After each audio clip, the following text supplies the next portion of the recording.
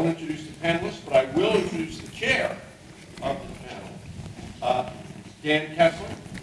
Dan is a dear friend and partner in all kinds of good things, both at Hoover and Stanford. Dan is the Keith and Jan Herbutt Senior Fellow at the Hoover Institution and a professor at Stanford's Graduate School of Business and Law School, where he teaches courses on economics, public policy, and the healthcare industry. He is published in leading journals across numerous academic disciplines, including law, economics, and political science. Dan, the floor is yours. Thank you very much, Steve, and thank you all for coming. It's lovely to see such a big crowd here. So our topic is going to be is US Fiscal Policy Sustainable? And to get a sense of the best thinking on this topic, I decided last night to type in, is US Fiscal Policy Sustainable, to ChatGPT. And it returned a somewhat lengthy response, which I'm going to edit in the interest of time. But the first and last sentence was, the sustainability of US fiscal policy is a complex issue influenced by various factors, including government debt, economic growth, interest rates, and political decisions. Policymakers need to balance fiscal stimulus and spending with long-term economic stability and growth.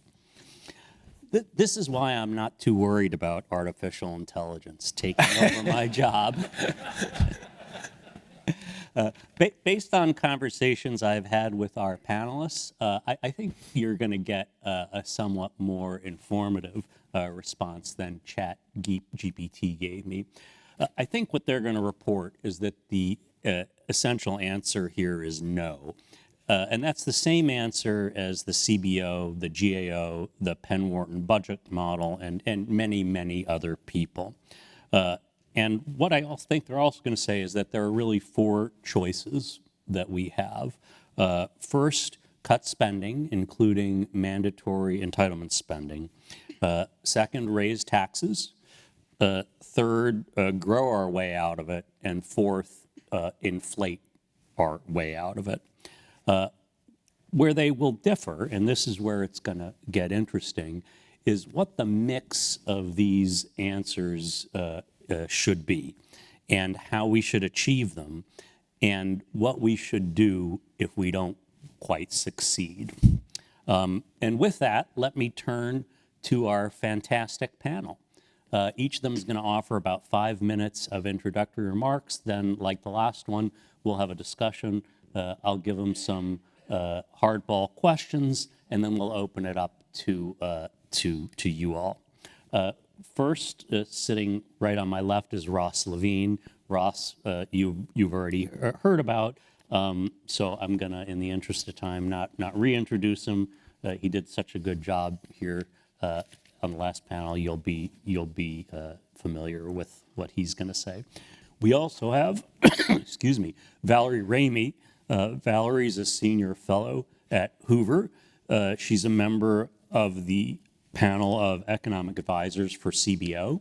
Valerie is a macroeconomist. She's published a very large number of articles on the sources of business cycles, the effects of monetary and fiscal policy, the impact of volatility on growth, and the effects of climate change on growth. After Valerie, we have Kevin Warsh. Kevin serves as a Shepherd Family Distinguished Visiting Fellow in Economics at Hoover, and he's a lecturer at the GSB. He's a member of the Group of 30 and the panel of economic advisors of CBO. And finally, on my far left is Hanno Lustig. Hanno is the Mizuho Financial Group Professor of Finance at the Stanford GSB.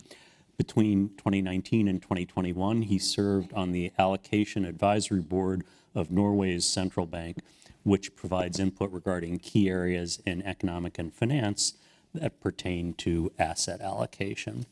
So with that, let me turn it over to our fabulous panelists. Ross. Thank you. I'm back. So I think that the U.S. faces an unprecedented fiscal challenge that threatens our prosperity in the long run. So let me explain with a couple of numbers. If we look at the US fiscal debt, how much it owes to the private sector, as a proportion of GDP, or how much the US produces, we get, and can measure it in different ways, about 100%. So it means that the US federal government owes to the people it borrowed from about an entire year's worth of production. But the situation is much worse, because the the federal government has made promises to people who are going to receive Social Security payments in the future, and it's made promises, very, very large promises, to people who are going to receive Medicare help in the future. And when you total all those together, the recent report from the Treasury, you get a number of these unfunded promises of about $78 trillion. Okay, those unfunded promises are sort of like if you decided you were going to promise all the family members in your household a car next year, but you had no way to pay for it. When you include those unfunded promises, when you add that in with the debt, which is not fully appropriate, but to get some scale of things, you get a number that the US federal government owes about 350% of GDP. Okay, those are unprecedented numbers. It's about 3-4 times bigger than it has ever been before in US history. But that's not the half of it, because not only is the debt level at unprecedented levels, we keep adding to the debt at unprecedented speeds, meaning that the fiscal deficit is extremely large. For example, last year, the US government, federal government, spent about $7 trillion. It raised about $5 trillion in revenues, and it borrowed the other $2 trillion. So it's like if you had a gigantic credit card debt, and what you did is instead of dealing with that debt, you simply added to it again and again by borrowing more and more. There will be a reckoning to all of this. So this debt, when I mentioned that it threatens our prosperity, it threatens our prosperity in 3 ways. And these 3 ways have been known since before Adam Smith. Okay, it can crowd out private investment, meaning that if the government is borrowing and taking our savings, that means less of that savings is available for private businesses in order to expand, create jobs, and innovate. It also has an effect on economic prosperity because it distorts decision-making. Individuals and businesses, rather than focusing on growing their businesses and becoming more efficient, have to spend a lot of time worrying about those future taxes in the future to pay for the debt, or the future inflation that's going to be used to diminish the real value of that debt, which I view simply as another form of taxation. And third, the debt risks triggering a crisis. That if markets become uncertain or about the willingness and the ability of the federal government to pay its debts, interest rates would soar, and this would wreak havoc on the economy and living standards more generally. So there's a saying that was written a few years ago that said, either the nation must destroy public credit, meaning deal with its public debt, or public credit will destroy the nation. And this was argued in 1750 by David Hume, and although this view of the debt as something very, very challenging is not new, we have to take action to deal with it now. So how can we address this challenge? So I guess I'll go back to something that Steve Haber mentioned when he started. He says, you know, any solution that starts with "we just have to" is almost certainly wrong. Okay? We cannot just cut discretionary spending. There's not enough there to cut to deal with the debt problem, the deficit problem. I think it's eliminating everything except defense and promise commitments such as Social Security and Medicare and other promises that would be almost impossible to break would not balance the books. We cannot just raise taxes. Taxes are already pretty high by historical standards. They would have to be raised to unprecedented levels, which would almost certainly reduce investment, reduce growth, and therefore be counterproductive to dealing with the debt crisis. And we cannot just grow our way out of this problem. My calculations, and they're back of the envelopes, and they could be wrong by a lot, but I don't think they'll be that wrong, is that given that the labor force is unlikely to grow very much in the next few decades, that is going to put a damper on what has historically been a very large source of growth. Productivity growth, in order to make up for that, and in order to make up for the deficit, would have to be about 5 times faster than it has been in the last 50 years. So going back to the outline that Dan gave, it's probably going to entail, dealing with the debt is probably going to entail a confluence of factors. I am not going to offer some solutions now because my time is up, and I hope the discussion deals with the sophistication of this problem rather than focusing on simplistic answers like we just have to. Thank you. Valerie? Well, I'm going to elaborate on Ross's comments in 2 ways. First of all, to give you an idea of how truly unprecedented the current situation is, I'm going to put it in historical context. And second, I'm going to talk about how we got into this predicament and how it's going to get much worse. So there is a graph of the history of the United States since its founding up through the 20th century. So it stops right now at 2000. Several messages come from this graph. First of all, almost all the big increases in the debt to GDP ratio happened during wars.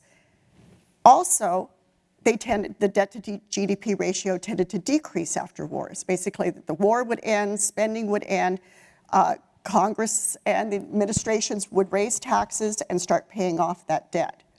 The highest spike was World War II, where we went to 106% debt to GDP ratio. Now, there's another increase, as you can see, in the 80s, and that was the Carter-Reagan buildup, which led to the end of the Cold War in 1989. Therefore, we got the peace dividend and spending went down. There were also some tax cuts there. At that point, in 2000, we're at 34% debt. There was still a worry, though, even then, of all of these promises we had made about Social Security and Medicare, because it was looking like we weren't funding them properly. Now I'm going to come up to the present. We are at 98% debt to GDP ratio. Okay, how did we get here? The part of the reason is the rebirth of Keynesian stimulus. All right, so that had fallen out of fashion for several decades. They used monetary policy. But when the global financial crisis hit,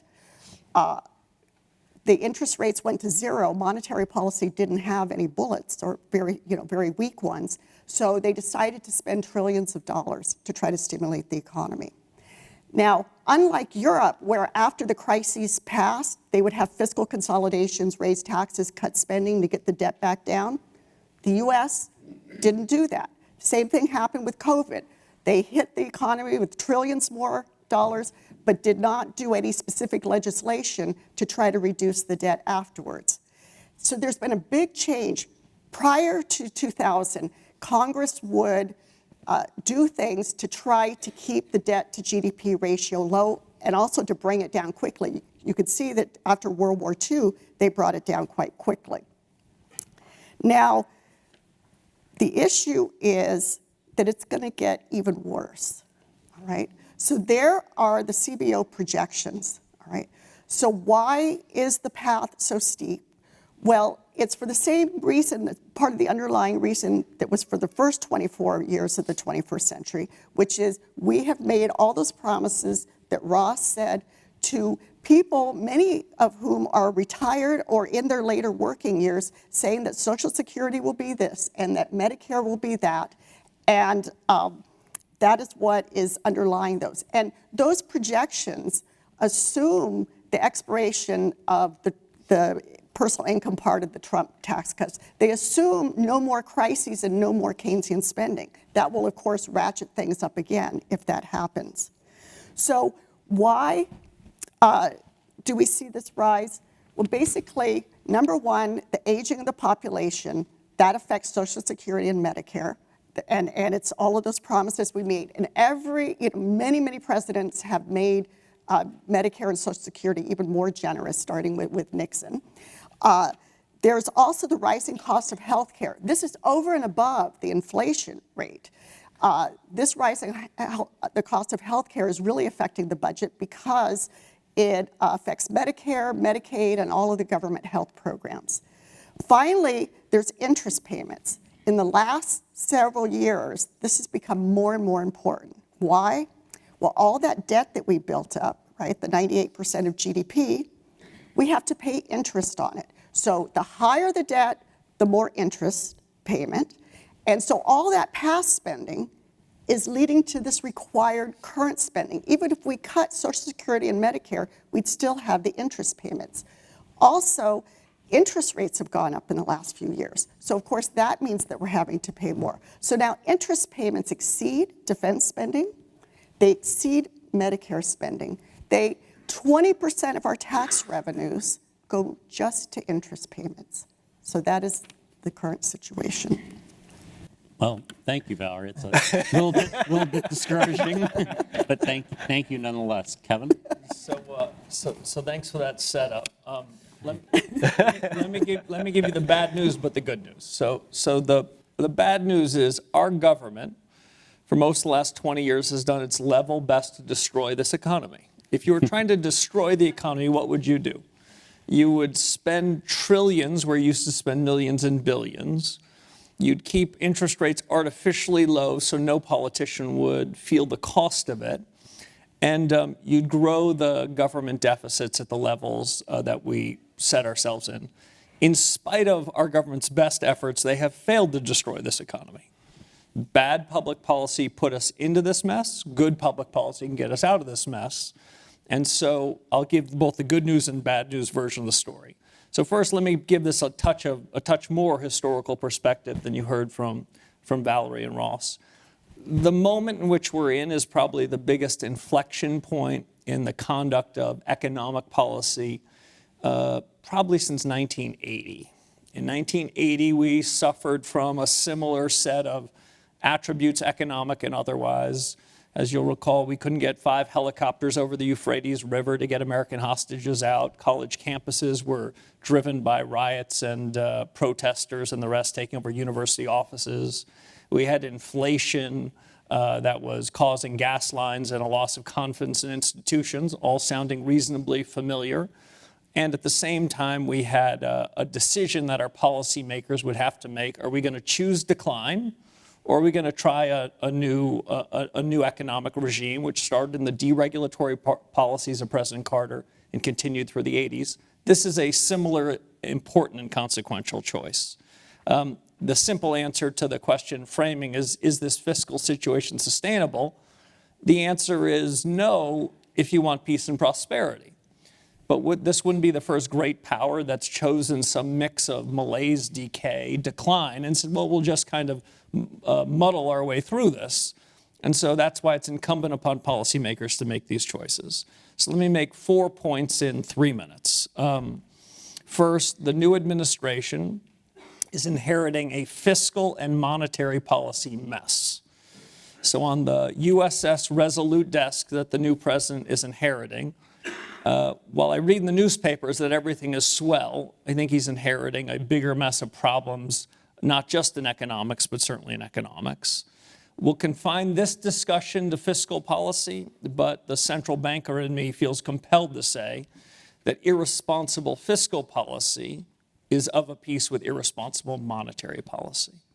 The central bank, as Valerie showed during the financial crisis, cut rates to 0, and thereby robbed politicians of any view that there would be a cost to this crazy spending. And the central bank said, hey, not only are rates 0, but you and government should spend a lot more. Well, our political class heard that message from the very credible central bank and said, sure, we will. And they never said, take it back. So these two sets of policies are dangerous and they coexist. And while this discussion isn't largely about inflation, the inflation problems that we have that are the deepest, most regressive tax any politician could come up with that inflation tax is a sign that something is really amiss. It's not just about failed monetary policy.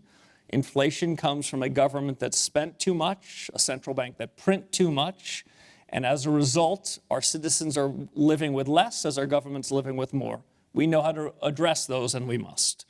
So that's the first point, which is this is very messy, and I would say over the next 4 years, the new administration will have to deal with this through some set of measures. I'd be surprised if we can just coast our way through acting in the next 4 years the way we've acted in the last 4.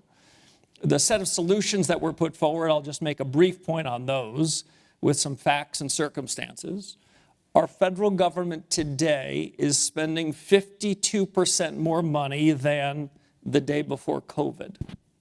52% more. I don't remember the day before COVID thinking our government is very efficient. It's running some austere set of policies. COVID gave them an excuse to spend 50% more money that we didn't have. So I know that we hear a lot from people that are critical of different statements from leaders of Doge, Elon Musk, and the rest.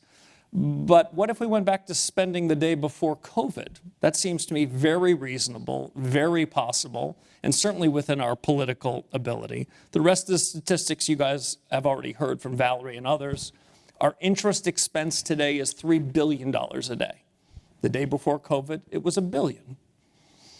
The expectation from the Congressional Budget Office over the next 10 years that our average interest rate that we will spend to pay this growing debt back is 4.1%. I'll take the over. As we sit here today, interest rates are running up.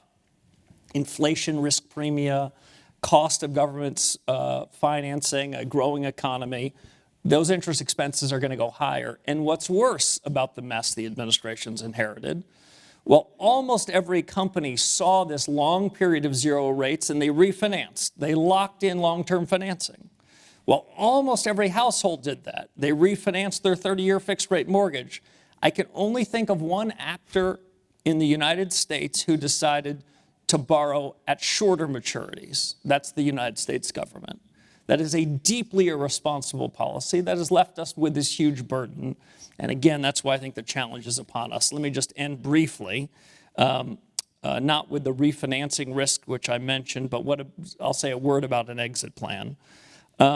First, I think we can go back to the day before COVID and spending. I think in the president's first budget, he's going to need to show to the financial markets and others, to what we used to call the bond vigilantes, that there is a new seriousness of purpose on fiscal restraint. You don't have to solve it in one day, but my view is you should buy some ex-ante insurance to tell markets that you take this seriously. And if you do that in your first budget, I think you're probably buying yourself a little bit more room. Second, economic growth. If this is to be a golden age, we need stronger economic growth, which means more people working more, and as we heard at the outset, more productivity. I actually think that is in the realm of the possible. That changed the country in the 80s and 90s. We've had sluggish productivity since. It can change it again. And then finally, I think we need to go back to a place where the Fed and Treasury haven't conflated responsibilities. We at the Fed started buying the debt from our own Treasury Department in the financial crisis, and we've effectively never stopped. This is banana republic stuff. This is not what serious governments do in times of peace and prosperity. So those are a few of the plans, and if we get this right as a final sentence, what we can pull off, which does not have many historical precedents, is an expansionary fiscal contraction. Our government spends less, pass the baton to the private sector who invests more and grows more, and we can get through this and markets will give the US the benefit of the doubt because there is no other country that is giving the US a run for its irresponsibility. Thank you, Kevin. Hanno? Great. Okay, thank you. So I'll use my 5 minutes to sort of provide some color and context on how we got here. And I think a key point that hasn't been mentioned yet is that for the past couple of decades, the U.S. has been the world's safe asset supplier. And that's a great position to be in. What does that mean? Well, the great financial crisis of 2008 is a good example to illustrate what that means. As I'm sure most of you will remember, Lehman Brothers failed in September of 2008. And what happened is that foreign investors massively started buying treasuries in bulk. That's kind of a remarkable thing because the financial crisis was happening right here, but foreigners fled to the safety of US treasuries. And in fact, they bought $270 billion worth of treasuries in the last quarter of 08. And throughout the great financial crisis, they were strong buyers. After Congress passed the TARP bill in October of 08, the 10-year Treasury yield kept declining, actually, another 200 basis points, even though the federal government was about to run deficits in excess of 9% in 2009 of GDP, and another 9% in 2010, almost unprecedented in peacetime. So in spite of the massive issuance that was ahead, Treasury market was sort of happy to absorb all of this without forcing yields higher. And that created, I think, a sense of fiscal exuberance in the US. I guess that's part of the exorbitant privilege of being sort of at the center of the international financial system. In the past, when the Treasury had to issue a lot, it could always count on foreign investors to show up. And these investors, they're great investors because they're not particularly price sensitive. They're not just trading off risk and return. They just want to park their money somewhere that's safe and liquid. And US Treasuries were perfect for that. So that's a great position to be in. And this picks up on something that Valerie mentioned as well. Often the advice US economists give to foreign policymakers misses the mark a little bit because other countries can't go out and do this. They can't go out and issue a ton of debt in global recessions without driving up yields. But I'm going to argue that in the US now we're sort of in what I'd call late stage exorbitant privilege. And the first sign of cracks in the armor was COVID. In March 2020, this pattern did not repeat itself. In fact, what happened between March 9th and March 18th, when COVID sort of landed on US shores, is that yields increased between 60 and 70 basis points at the 10-year maturity, roughly in line with French, German, and British yields. So the US no longer seemed that special. And in fact, foreigners started to sell treasuries. And if you look at the flow of funds, which is a good source for data on this, they sold about $300 billion in the first quarter of 2020. So definitely a very different picture from what we saw in the great financial crisis. That's some evidence from quantities that we're sort of that maybe we've exhausted that exorbitant privilege. If you look at prices, you see a similar pattern. It used to be that you could take a treasury and compare it to a foreign bond or a corporate bond or another instrument, and you would always find that treasuries seemed expensive. That's a measure of this sort of taste appetite of especially foreign investors for the safety and liquidity of treasuries. That's no longer the case. So if you, for example, nowadays take a German bond, let's say a 10-year bond, add some currency risk hedges, and turn it into a do-it-yourself synthetic treasury, it's no longer true that that synthetic treasury is cheaper than the real thing. It's actually the other way around now. The same thing's true when you look at corporate bonds.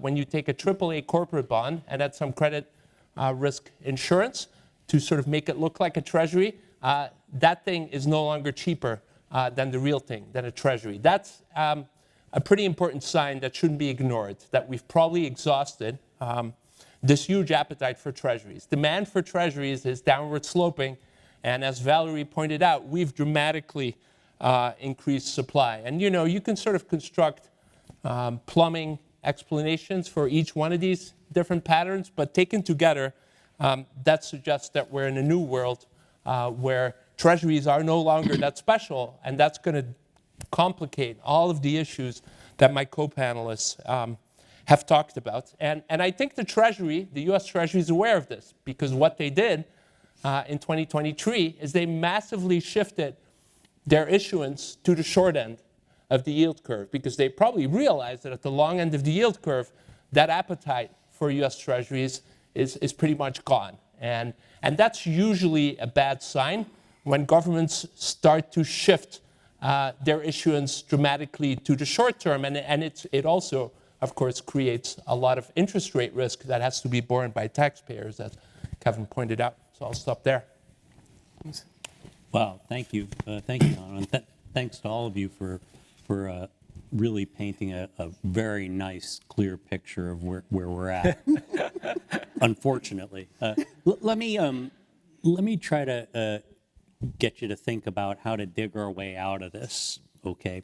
And what I'd like to do is start with a question sort of to Ross and Kevin, but anybody can answer, which is what are the sort of key political economy aspects that you guys would like to see us start with? And so, I can tell you from the perspective of a health person that the organized interests in healthcare, hospitals, doctors, drug devices, insurance companies, they're all very enthusiastic about the continued deficit-financed support of healthcare.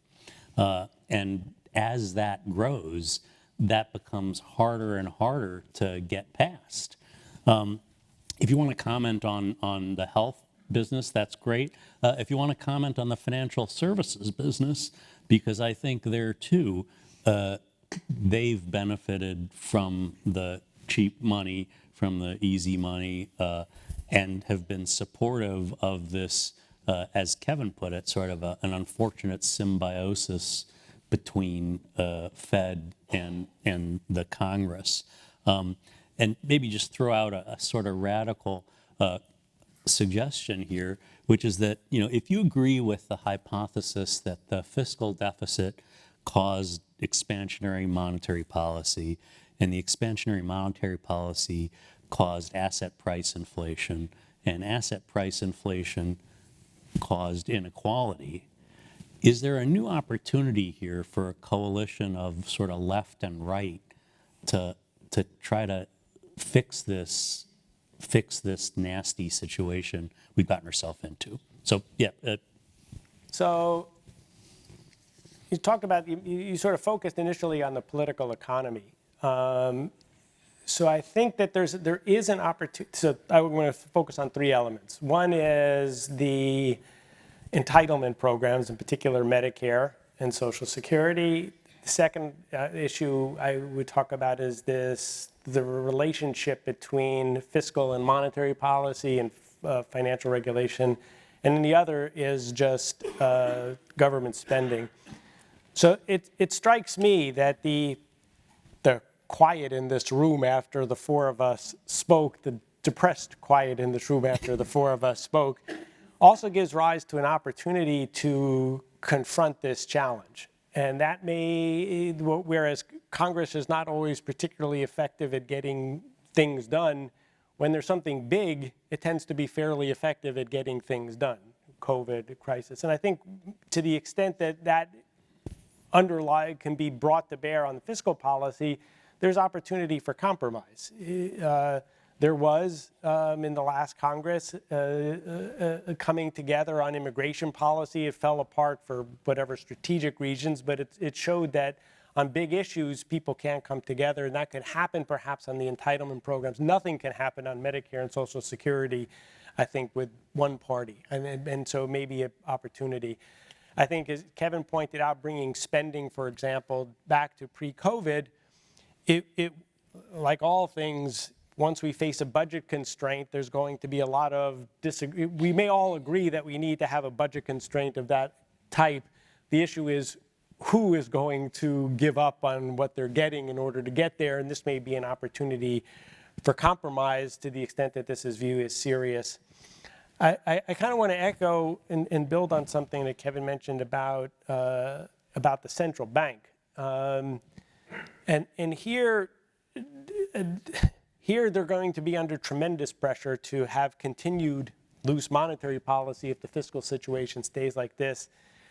And the other thing, they're going to be under intense pressure to deregulate financial regulations in ways that will expand the economy. There, I think there's an enormous risk in that they can a lot of research suggests that if they deregulate, this will improve how capital gets allocated. This will expand economic opportunities. This will increase productivity growth. However, if done incorrectly, this could cause the type of bubble and excessive risk-taking that we've seen in the past. So I'll stop there and turn it over. So I'll build on a few of those things. First, I'd say the reason why I'm maybe more optimistic than most is the American people actually have this all figured out. They might not have been able to recite the statistics that we did on this panel, but in their gut, they kind of know the country's on the wrong track. 78% of the American people literally say the country's on the wrong track. 75% think they're worse off than they were 4 years ago. We've had a series of change elections, so incumbent parties have had a hard time winning. So at some level, if you believe what I believe, which is the good common sense of hardworking Americans, they've figured this all out. So as is often the case, they're actually leading the political change. They're not being told what to think. So that's why I think they get this as an inflection point. You might think with the stock market as high as it is, we're at full employment. Historically, they should have come into this last election feeling pretty good about their situation, but they weren't, because I think they kind of get it. So that's point one. Washington will follow where the people are, and the people have this figured out. Secondly, inflation. Inflation was probably the catalyst to them where they came to the view that those people in Washington don't actually look like they know what they're doing. Paul Volcker said to me, but he said this commonly, I'm sure. I was a young person being sent over to be a governor at the Federal Reserve. I went to go see Chairman Volcker at the request of the ranking Democrat of the Senate Banking Committee, who said that he'd support me if Paul Volcker supported me. And I asked Paul a bunch of questions about the Fed monetary policy. And he sort of cut me off, and he said, I want to tell you what the job of a central banker is. So I take out my little notepad, my pen, and he said, the first thing you've got to do is get inflation about right. But the key word's about. We really don't know how to measure it. We're not exactly sure how our tools work. You want to get it about right. Well, I compare that to the false precision of what's happening in the academy at central banks right now. It's stunning. But the second thing he said I thought was more important than the first. He said the second most important thing for central bankers and monetary policymakers and all economic policymakers is they got to make sure they look like they know what they're doing. Well, this gang doesn't look like they know what they're doing. And the American people have that figured out too. So I think that inflation and common sense have said to the political class this is different. And then as a final point, I just say this. The American people have figured out that there is a rivalry with an adversary in China that will define the 21st century. And if you think about when Washington and the American people have figured out how to make hard decisions, it's when they think that they're at a seriously important inflection point, what George Shultz used to call a hinge point in history. And if the G2 rivalry is the rivalry that will define whether the next 30 or 40 years are peaceful and prosperous or poor and dangerous, it's that rivalry. We need to put our own house in order so we can confront that and make sure a Cold War doesn't become a hot war. That's why I think the political economy actually sheds light on this. The only part of it that gives me pause is the intellectual community. As Valerie suggested, a bunch of well-meaning academics and policy people have said for the last 25 years, there is a free lunch. There's a free lunch in spending because rates will be so low. We'll have secular stagnation and it'll be cheap. They said there's a free lunch with the Fed cutting interest rates to zero, not just in crises, but for all seasons and all reasons, and there'll be no price to pay. So what we really need isn't actually to convince the American people. We need to convince our peers that are in policymaking circles and academia there's a price to pay and that their priors here need to be corrected. Thank you. Hanno, did you have a question? Then Val. Just real quickly, I want to follow up on what Kevin mentioned earlier. I think one appealing way for governments dealing with these sorts of fiscal challenges is they resort to what I would call a host of low interest rate policies. Economists used to call this financial repression. And that could be any number of things. It could be incentivizing your banks to hold more government bonds. It could be having your central bank buy a lot of government bonds. And if you want an example of that, you could look at the Eurozone. You could look at Japan. Japan's an extreme example of that. And these are sort of appealing for governments because usually the people that are being taxed implicitly don't understand that they're being taxed. So that's the appeal. But they are being taxed. If you're a depositor in Japan, your real rates of return have been very low, and it's extremely hard to accumulate wealth when you're a depositor in Japan. So it's a very regressive tax in some sense, and I think that is one potential scenario for the U.S. is to keep going down this path of having more low-rate policies being implemented. And when you look at sort of the types of reforms that financial regulators have implemented in the US over the past decade, they always favor financial intermediaries holding more treasuries, right? Because they're not risky. But then, things happen, like interest rates go up dramatically, and banks who hold long-dated treasuries and mortgage-backed securities get into serious trouble. Valerie, did you have a comment? Yeah, I just wanted to circle around to your question about health care. Oh, please. And I really think that there's something there. So as you know, we already indicated that was going to be that's a big part of the projected increase in the debt is all of this government health care spending. But it's really part of a bigger problem, which is the entire U.S. healthcare system. So we spend 18% of our GDP on the healthcare system, way above every other country. And the question, if we can do something to sort of unleash free market forces that lead to so much innovation in other areas of the economy, but have trouble doing that because of all of the Byzantine rules in the healthcare system and the non-competitive market behavior, then you could not only reduce that path of healthcare spending by the government, but you could also increase growth in the U.S. economy because then you could reallocate resources to the other sectors. So if we can figure out how to do that, that would be a win-win, both in reducing the numerator in the debt to GDP ratio and raising the growth of the denominator. Couldn't agree more. Actually, Valerie, let me come back to you with a question about history. Okay. So, when we started, we were talking about, well, there's going to be some mix of these four things. And we were talking yesterday, and you said, oh, actually, we have an example from history about how the U.S. dealt with very high debt to GDP ratios post-war, post-World War II. And so what happened there? Okay. I mean, what was the mix that we used?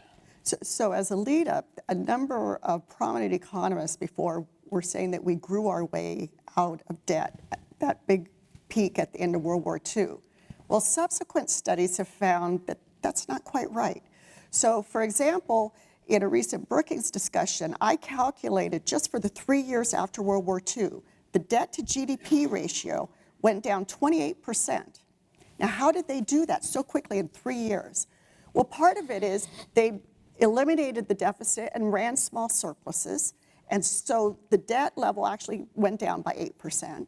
But GDP went down by 8% because we came down from those highs of World War II. So those canceled each other.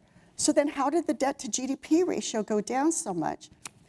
Inflation, prices went up 28% because all of those price controls during World War II were lifted, and all of those savings bonds that they told everybody to buy were in what we call nominal terms. So then suddenly you inflated away the value of 28% of the debt. Now, a recent paper by Larry Ball and his co-author then also look at things through 1974, which was the trough in those graphs that I showed you. And what they found was it was a combination of not having deficits most of the time, or having small deficits, having surpluses sometime, but also that they distorted the interest rate to make it artificially low. How did that happen? Well, initially, it was because the Federal Reserve was pressured to keep interest rates at zero until finally they complained, and we had the Treasury Federal Reserve Accord in 1951. But then there's something that also distorted the interest rates that Larry Ball and his co-author talk about, which is that there was surprise inflation, so that the real interest rates people were earning in the 70s, in the 80s, were actually negative, which helped the federal government lower that debt to GDP ratio. So it was inflation and not running big deficits that did it. Growth was part of it, but was the minor part of it. Thanks. That's very helpful. Hanno, let me direct a question sort of to you about what happens if we don't really succeed. Are we going to look like something like Japan? What's the a whole lost generation due to flawed monetary and fiscal policy? I mean, or is that overblown? Is that just not going to happen? Well, let me give you a sort of a two-pronged answer. So first, if you look for a historical analogy, I'd say look at the UK. Before the First World War, the UK was the world's safe asset supplier. And then during the interbellum, they really were in very narrow fiscal straits. And the US kind of took over the baton from the UK as being sort of the world's safe asset supplier. The dollar became the reserve currency. So what happened in the UK? Well, it's kind of sobering, actually, if you look at it. They were in serious fiscal trouble. As you probably know, the UK in the First World War had borrowed a lot from the US intergovernmental loans, and it was actually forced to default. And it is still in default on these loans. It formally defaulted on these loans in 1934, I think. There was actually also some restructuring of a major war bond. A 5% coupon bond was sort of turned into a 3.5% coupon bond. So they were really in fiscal straits, and in very narrow fiscal straits. And if you sort of look at measures of this convenience yield that I mentioned earlier, so before the First World War, gilts were more expensive than other bonds, which should sound familiar. That used to be the case with US Treasuries until recently. So, in fact, Hamilton expressed frustration when he was Secretary of the Treasury at the fact that the UK was able to borrow a lot more at lower yields than the US in its infancy. That pattern completely flipped. So after the Second World War, the British were always forced to borrow at higher interest rates, and their fiscal capacity, I'd say, was dramatically reduced. So that's kind of a warning that when you exhaust the privilege, that can be a rude awakening. Japan, as you mentioned, and I'll keep this brief, and feel free to cut me off when I'm going over time. Japan is sort of at the leading edge of this demographic transition that causes all this trouble, right? Because Japan, the government there has made all these promises to the older generation that it's reluctant to default on. And so what Japan has done, I think, is massive financial repression. Through the Bank of Japan, what the Bank of Japan has done over the past decade and a half is it's basically bought almost all of the bonds that the Japanese government has issued. What does that mean? Well, essentially what it means is that the Japanese government, if you sort of consolidate the Bank of Japan and the Treasury, is not really borrowing in the bond market. What they're doing is they're borrowing through the central bank by having the central bank issue reserves, IOUs, that are held by financial intermediaries. And you do that, you borrow at a policy rate, a short-term policy rate, not at a market-determined interest rate. So that's one thing. They're borrowing at artificially low rates, and then they turn around and through the Japanese pension fund, they actually make a bunch of risky investments. So in a way, what Japan is trying to do is they're trying to run a Norwegian style sovereign wealth fund, but with borrowed money. And you're probably thinking, can you do that? Well, not if you let the market work, right? So the problem here is, of course, that the rate at which the Japanese government is borrowing is not reflective of the risks it's taking on its asset side. And implicitly what you're doing there is you're, as I mentioned earlier, you're taxing the Japanese depositors. The ratio of deposits to GDP in Japan is 200%. The modal median Japanese household saves in deposits for various historical reasons that I probably don't want to get into. And so they're being taxed dramatically. So that's a very costly form of financial repression, an extreme form, but I think it's an interesting template to study for where the US might go. Kevin and Ross, do you guys have any concluding remarks before I open it up? Sure. So Please. I was triggered by that last set of comments. So inflate, devalue, and repress is the standard economic textbook about what great empires do when they find themselves at this perilous moment. And it would be deeply destructive to the ethos of the country, deeply destructive to our economy, do the most harm to the least well-off among us, as was spoken about on that prior panel. But wait, there's more. It would also make the world more dangerous. after England, the United Kingdom, passed the baton of leadership to us, the world, though it might not always seem it since World War II, was somewhat more peaceful and prosperous than in all of human history from 1946 until the present. The US led an economic commons in the world and a security commons. If the rest of the world thinks we don't know how to run a banking system, remember 2008, we don't really believe in federalism and liberty, remember the COVID crisis, we don't really know what we're doing to ensure stability, the world will no longer be that impressed with our economic or our national security might, and the world will become considerably more dangerous. I don't know who will stand into that void to show respect for the rule of law, for sovereign borders. So a bunch of academics can well think, well, you know, if we just had inflation at 3% instead of 2%, we could just sort of, through some financial engineering, make this all right. If we just tell the banks that they're really arms of the government, they're too big to fail, and they'll buy bonds no one else will. This is a muddled middle ground that not only does real harm to what has made the country stronger, but it's also been the beacon for global security. So I think it's a very dangerous recipe. Thank you. Thanks. With that, let me open it up to you folks. If folks have questions, please just come on down to the microphones, and I'll take them in groups of 3, just like we did last time. Sir, go ahead, please. Yeah, question for Kevin. Your solution was to return spending to where it was back in 2019. If I understand that correctly, are you saying we should reduce Social Security, Medicare, and Defense back to 2019 levels? Well, the good news is I'm a has-been central banker, and good central bankers stay out of the sort of political choices. Now, central banks in more recent times haven't been quite as good about that. They have been calling for spending when times are tough and have somehow lost their voice in other times, so they've been asymmetric. I'll stay out of the business, but I would say that for the incoming administration, going back to a 2019 baseline for discretionary funding won't solve the problem, but I think it'll buy us a lot of time.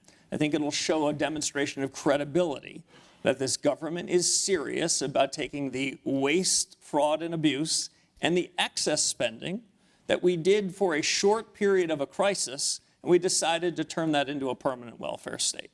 There is no reason why the government needs to be spending 52% more today, so I would start at discretionary, and I would build some confidence that we know how to do it. That does have an effect on macroeconomic statistics. We've got to pass the baton from government spending, which has a multiplier of every dollar we spend, in my view, tends to be worth less than $1 to the economy because we don't spend it very well. Pass that baton back to the private sector, where they tend to spend it a lot better. So I would surely begin with discretionary spending and think about 2019 as a baseline. And in some sense, some of the work coming out of that Department of Government Efficiency led by Elon Musk is, I think, an attempt to do that. And it does seem to have more support, at least in the Republican Party, than arguments that had made before to bring the government back down to size. So that's where I'd begin. Thank you. Let me take the 3 folks we have up here, and then I'll pass it back to you all. Sir, go ahead, please. First of all, thank you very much for a very sobering discussion.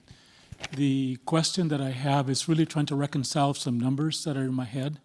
One of the gentlemen stated that we are the highest tax rates, and I find that hard to reconcile with what I thought were my facts, which was the corporate tax was down to 22%, and that was lowered after 2018 tax reduction by Trump, which contributed to $1.8 trillion of increased deficit, which I didn't see reflected in the slide that Valerie showed. Also, we're at the lower rate since the 1970s in terms of individual taxes. So I'm kind of have a hard time understanding how do these numbers relate to the statement that we're the highest tax rates in the recent history. Additionally, I'm not a big tax person, but I do believe that the problem needs to be attacked from multiple facets, and tax is one facet that I didn't hear stated very much in the panel. Thank you. I was actually wondering if we're going to get people to reduce spending, it seems to me that we need to educate voters more. Because it seems to me not since probably like Ross Perot in 1992 has anyone cared at all about this stuff or known anything about it. So we need someone holding up charts and pointing to things.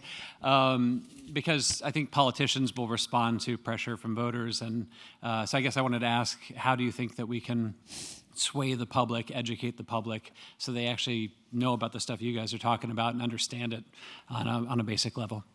Thank you. Ma'am? I just wonder if you foresee an actual tipping point where some catastrophic event would happen affecting the economy. I hate to say it, by something like a failure of a Treasury auction or something like that. Thank you. Okay. Would any of you like to respond to any of those three? Valerie, and then Hanno? I'll talk about taxes. Please. Yes, part of the increase in the debt to GDP ratio has been tax cuts, starting with, this is what was different after 2000, because remember, Reagan had tax cuts at the same time he built up defense spending, and that's when we saw it go up. But then the spending went down with the fall of the Berlin Wall. But then also remember, both parties, Bush Sr. and Clinton, also raised taxes, and that was part of the mix. In terms of the corporate taxes have gone down, some other taxes have gone up, like Medicare and those sorts of things. If you go back farther, you're right, we're not at all-time high tax as a percent of GDP. But for, say, the 21st century, we are, right there in the average. Thanks. Hanno, did you have a Yeah, comment I'd like or to address response? the point about educating voters. I think Okay. that's a great point. And actually, so when I talk to my family and friends in Europe, that's always the first thing they mention, is that when they followed a presidential campaign, there was almost no mention when there's a new proposal, well, how are we going to pay for it? Whereas if you follow an election in Europe, and I think that's probably true in the rest of the world, that's always the first thing, like the moderator of the debate will ask, how are you going to pay for this? That somehow just doesn't come up in the U.S., and I think that's partly because of this exorbitant privilege that I've talked about. But yes, we need to make sure we educate voters. And I have to say, in that sense, I feel like when I'm sort of just reading the newspaper on a daily basis, I don't feel like journalists here do a great job at that. They typically don't bring up these fiscal issues, and they perpetuate this myth that we could just keep rolling over deficits and there's no sense of urgency. So I think that might help if we get journalists to do more of that, talk more about that, actually. Yeah. That and MBA instructors of economics, right? Of which you all have been a part. Well, I think we are out of time, actually. So thank you very much. Oh, sir, do you have a question? Go ahead. We have time for one more. Please. You mentioned deflate, revalue, suppress, and the USA will be less impressive in the world stage, which makes the world stage a little more dangerous. You alluded to a vacuum, and some countries might step into that vacuum of power globally. Can you just look in your crystal ball and say what possible countries or institutions might step into that vacuum? That'd be fun to know. It's always the last question that gets me. So we almost got out of this okay. So I don't know. I would say over the course of, again, I use 1980 as this fulcrum point in U.S. history, and I think that there are some parallels till now. We don't know who is going to seize power. We don't know who's going to do that. But I think we do know that when the U.S. retreats from playing its leadership role, that adversaries decide that they're going to try to seize it. The adversaries can be terrorists in the Middle East. They can be great powers pushing borders around. So we never have a great sense of that. But I would say over the course of the pre-1980 period, our allies weren't sure they could trust us, and our adversaries were pretty sure they didn't fear us. If we go back over the course of a period of more recent years, did our allies trust us and think we would be there for them? on national security grounds, or were they less certain? Did our enemies fear us as we think about wars that have built up over the years? We need to put ourselves economically in a position so that we are putting our best foot forward. So this is the economy that's the envy of the world, so we're standing up for first principles. We never do everything perfectly. But that economic growth then gives a gusher of revenue such that we can build up our national security deterrence. I think it was Eisenhower who said, the only thing more expensive than a first-rate army is a second-rate army, because the world gets more dangerous. I don't think we're breaking news here to suggest that the G2 rivalry, the rivalry between the US and its allies and China and its allies, is the formidable fight, the great power competition that will define whether the 21st century is one of peace and prosperity or not. And so we want to do everything we can in economics to make sure that adversaries around the world, they might not like us, but they respect us. They might not run their economy the way we run it, but they think we actually more or less know what we're doing. So that's why this can all sound like bean counting budget math, but I actually think it's much more consequential than that. And if we can leave this period of the next year or two with an economy that's stronger, then I think almost by definition, our deterrence against adversaries of the US and its allies will be a little bit more cautious.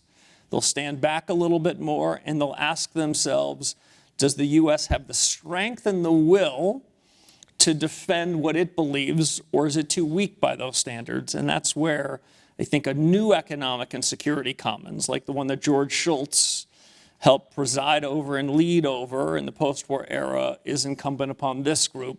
And so with that final word, I'll turn it back to our moderator. Thank you. And thanks to all of you for a wonderful, if a bit sobering presentation. And thank you. Thank you for great questions and for being here.